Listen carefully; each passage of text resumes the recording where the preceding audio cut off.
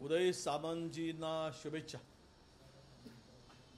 आणि ईश्वराला प्रार्थना आहे की तुमच्या पदाला धोका पोहोचू नये नवीन आल्यानंतर.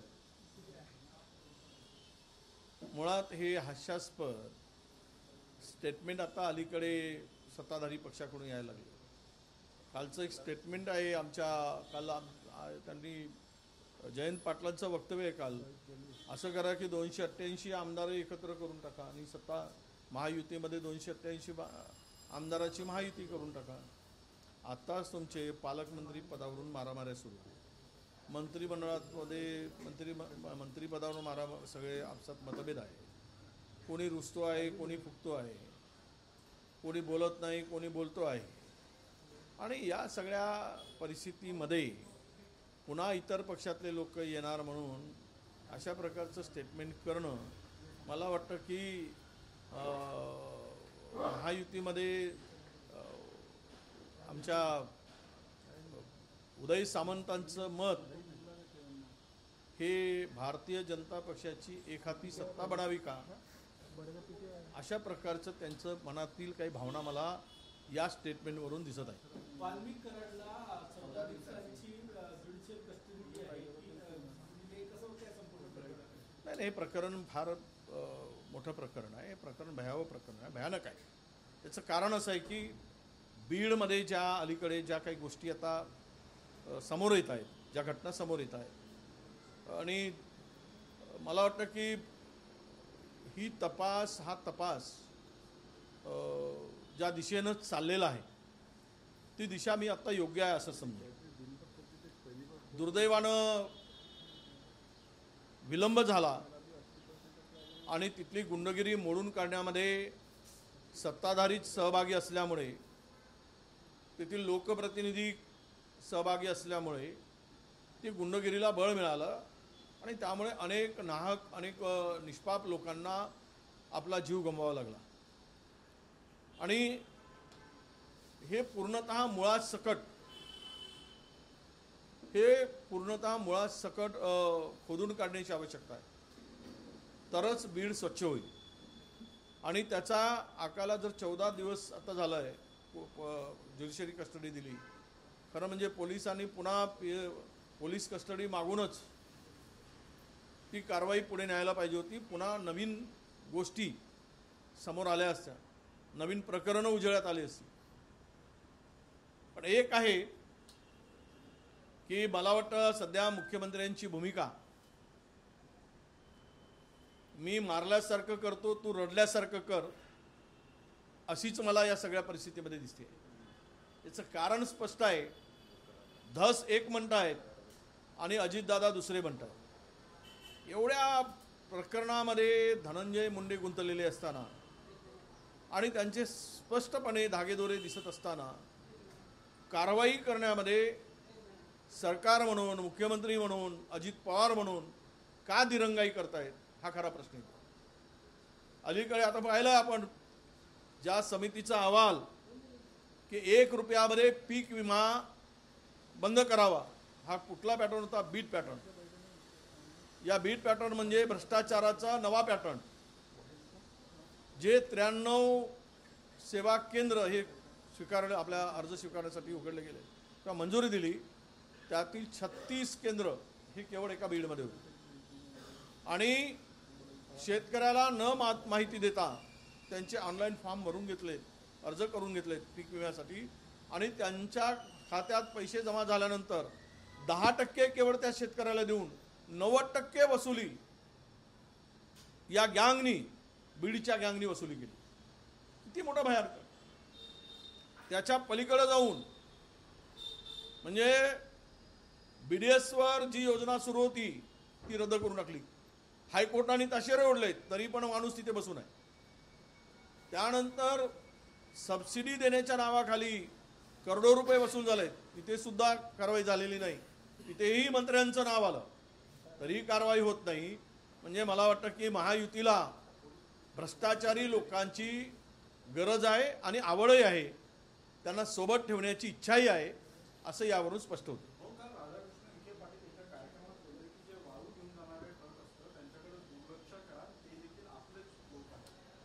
हो, आता महसूल मंत्री नाही त्याचं त्यांना दुःख असावं म्हणून कदाचित ते स्टेटमेंट त्यांच्याकडून आलं असावं. पालकमंत्री पदावरून वाद सुरू आहेत आणि ज्या पद्धतीनं चेंज झाले दोन पालकमंत्री पदावरून वाद सुरू होता स्थगिती आणि नाशिकवरून कुठल्याही पद्धतीनं भाजप सोडणार नाही अशी भूमिका आहे. नाशिकच्या पालकमंत्र्यावर भाजपचा आग्रह काय? नाही, मी आता बावनकुळेजींचं स्टेटमेंट ऐकलं आहे की तिथे कुंभमेळा होणार आहे. कुंभमेळ्यामध्ये 5-10 हजार कोटी रुपये खर्च केले जाणार आहेत आणि त्याची मोजदाद होणारच नाही. आता ते प्रदेशाध्यक्ष आहेत, त्यांच्या पक्षाला पैशाची गरज असते, त्यामुळे कुंभमेळ्यामध्ये डुबकी लावून घ्यावी पालकमंत्री आपला ठेवून. ना माणसाची मोजदाद, ना कुंभामधल्या पाण्याची मोजदाद. त्यामुळं त्यांची इच्छा त्यासाठी असावी आणि म्हणून त्यांचा तो आग्रह असावा. काँग्रेस पक्षामध्ये अंतर्गत वाद आतापर्यंत पाहायला मिळालेला आहे. अर्थातच 60 पदाधिकाऱ्यांना पदमुक्त करण्यात आलेलं आहे. तुम्ही वरिष्ठ नेते आहात कसं? मी काँग्रेस नाही आहे, युवक काँग्रेस आहे. ते युवक काँग्रेसलाच विचारा. सध्या ते युवक काँग्रेसला विचारलं तर बरं. मला सैफ अली खान घरी आलेला आहे. संजय निरुपम यांनी प्रश्न उपस्थित केला की 2.5 इंचाचा खोलवर 10 वाजता इतक्या लवकर ट्रेन पुढे गेला. मला माहीत नाही, माहिती घेऊन टाकतो. संजय राऊत जवळ असतात त्यांच्या घराजवळ. संजय निरुपम जवळ असतात, त्यामुळे त्यांना अधिकची माहिती असेल. आणि निरुपमांना काय माहीत नसावं तर त्यांची जखम 2.5 इंची होती, 3 इंची होती, ते चालायला लागलेत, याचं दुःख कदाचित त्यांना झालं असावं संजय निरुपमांना की सैफ अली का चालत आहेत, का स्वस्थ झालेत, लवकर का बरे झालेत.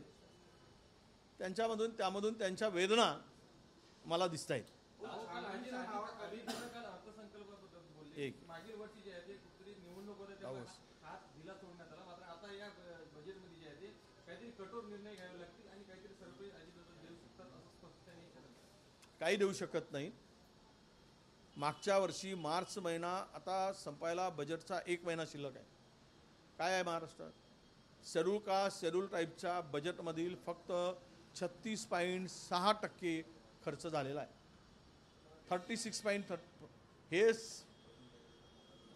संविधानातील तरतुदीनुसार SC आणि STचा बजेटला कट करता येत नाही, कट लावता येत नाही, निधी दर वळवता येत नाही. बजेट पूर्ण खर्च करायला पाहिजेत. पण जवळपास त्या ठिकाणी आत्ता 36.6% खर्च झाला आहे. म्हणजेच 64% निधी अद्याप दिला गेला नाही. एज्युकेशनचा 40% निधी नाही आहे यावर्षी दिला गेला बजेटच्या तरतुदीनुसार, म्हणजे 40%च खर्च केला गेला. PWD 38%, RDD फक्त आणि फक्त RDD मध्ये 32%. मग हे सगळे जे आकडे येत आहेत तर बाकीचा पैसा गेला कुठे? राज्याला भीक मागायची पाळी आणून ठेवली यांनी. हे जे वाटेल त्या पद्धतीनं पैशाची उधळपट्टी करून आणि सत्ता मिळवण्यासाठी वाटेल त्या योजना आणून, मी तुम्हाला चॅलेंजनं सांगतो, हे 2100 रुपये महिलांना देऊ शकत नाहीत. एवढा यांनी राज्याची अर्थव्यवस्था उद्ध्वस्त करून ठेवलेली आहे, ओरबडून खाल्लेले आहेत. त्यामुळे मला वाटतं की महाराष्ट्रामध्ये पुढचे काही दिवस लोकांना खड्ड्यातून जावं लागेल आणि विकासापासून दूर राहावं लागेल.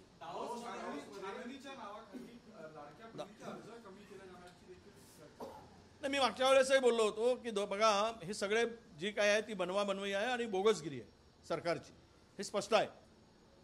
तुम्हाला माहीत असेल की पंतप्रधान किसान सहाय्य योजना जी होती त्यामध्ये 2,20,00,000 लोकांना महाराष्ट्रामध्ये लाभ मिळत होता. आत्ता तो किती मिळतो आहे? फक्त आणि फक्त 1,10,000 लोकांना मिळतो. आणि त्यामध्ये पुन्हा नवीन अटींचं काल मला मागच्या महिन्याभरापूर्वी नवीन त्याच्यामध्ये नियमावली आणली गेली.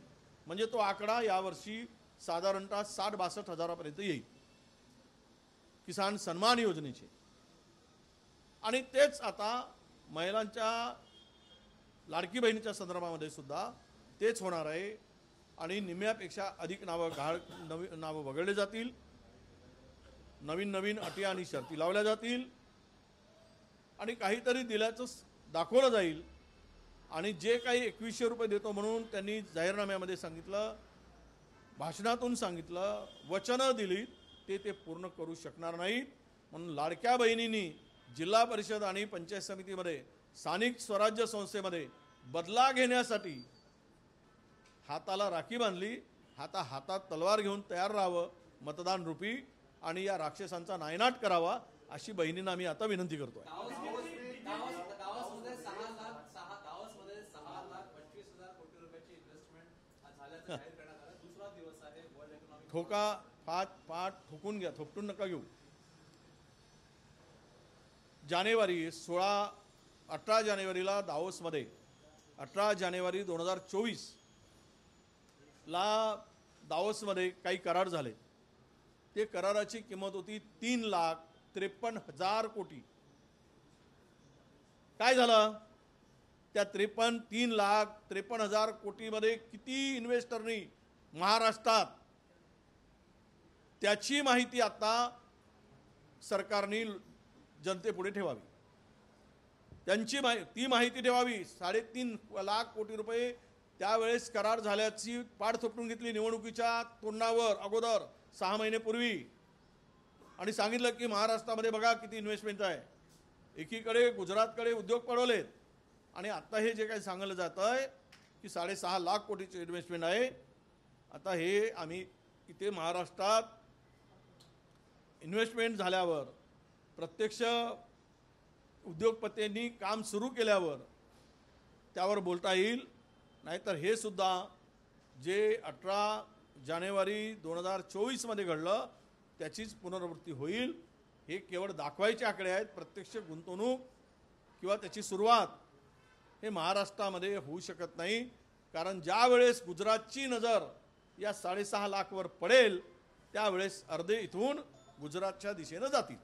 विजय जी, 2 सवाल है. दावोस में जो मुख्यमंत्री का दौरा है, क्लेम किया जा रहा है कि अब तक जो भी डील हुई है 90,000 जॉब क्रिएट होंगे. इस संबंध में क्या कहना है? दूसरा सवाल जो पालक मंत्री के विवाद को लेकर चल रहा है, महाराष्ट्र के प्रदेश अध्यक्ष ने कहा है कि नासिक का पालक मंत्री गिरीश महाजन को दिया जाए क्योंकि सिंहस्थ कुंभ 2027 में आने वाला है. एक तो बात ऐसी कि डावोस में जो करार हुई, जो एग्रीमेंट की बात हो गई थी, उस बारे में स्पष्ट रूप से कहूँगा कि ये दिखावा है.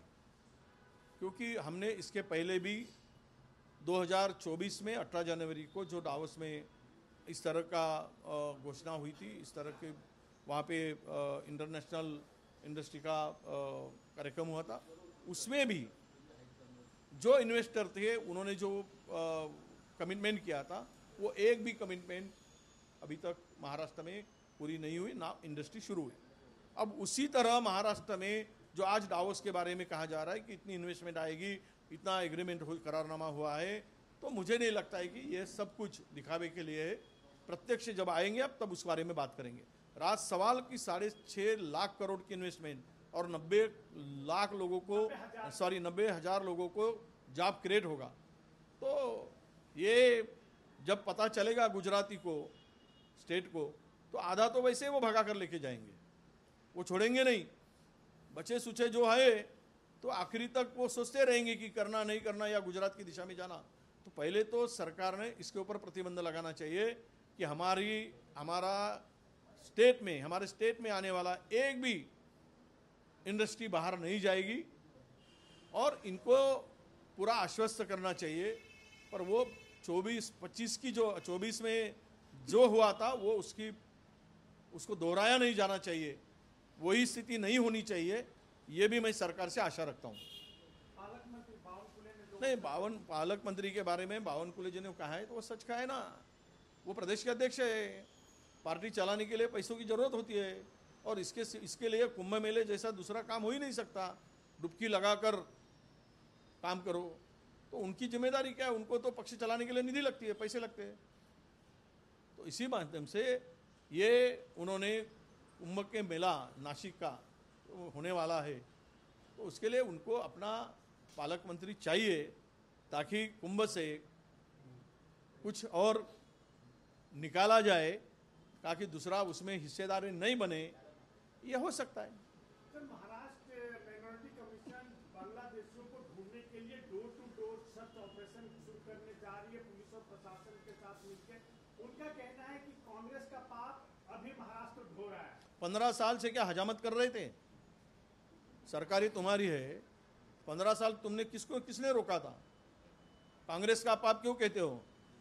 ये तो तुमको चाहिए था चिल्लाने के लिए, हिंदू मुस्लिम करने के लिए। इसीलिए जब तुमने, अभी तो तुमको चुनाव आना है, जब चुनाव आता है तुमको वही दिखता है। तुमको किसने रोका है? बांग्लादेशी घुसपैठियों को रोकने के लिए केंद्र में तुम बैठे हो, राज्य में बैठे हो, गली से दिल्ली तक तुम्हारी पावर है। हमारे तरफ उंगली क्यों बताते हो? तुम्हारे में दम नहीं है तो दूसरे की तरफ उंगली बताने की आदत छोड़ दो। ये हमारा उनका आह्वान है। Thank you.